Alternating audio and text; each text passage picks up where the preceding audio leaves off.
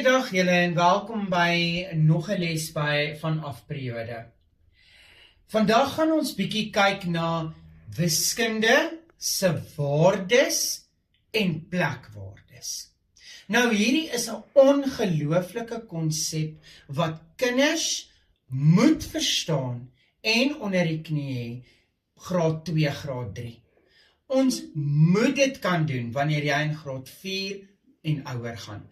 Anders gaan jy glad nie van daar af ordentlik kan optel en aftrek onder mekaar of wat ook al die geval mag wees nie. Daar's verskillende boustene wat ons in graad 4 tot 7 doen, wat as ons nie sekere grondslag konsepte onder die knie het nie, gaan ons sukkel met dit. So dis ongelooflik belangrik en hierdie is die eerste een wat baie belangrik is, wat 'n mens onder die knie moet kry. Ons gaan kyk na plekwaarde en waarde. Goed, kom ons begin by plekwaarde. Nou ouens, plekwaarde, soos julle hier kan sien, is die plek waar die getal staan.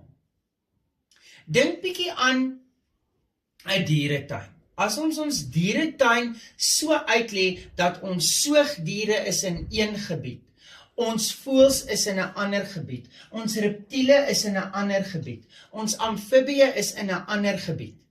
Elke klas het sy gebied. So het elke getal sy gebied. So as ons kyk na die voorbeeld 126, en ek het vir julle die 2 onderstreep in hierdie voorbeeld. Reg. Wat is die 2 se plekwaarde? Dit beteken waar hy bly.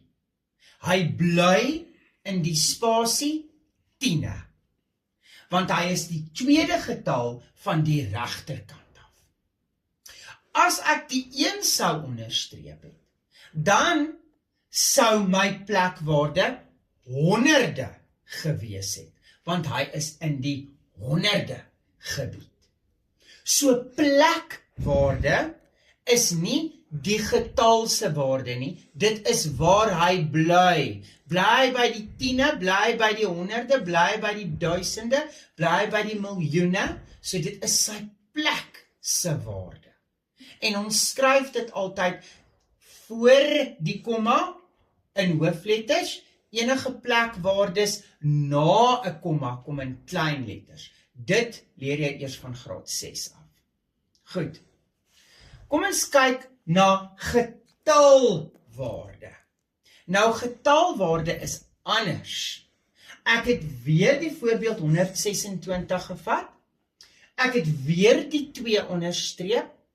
Nou vra ek vir jou, wat is die getalwaarde van die 2 in die getal 126?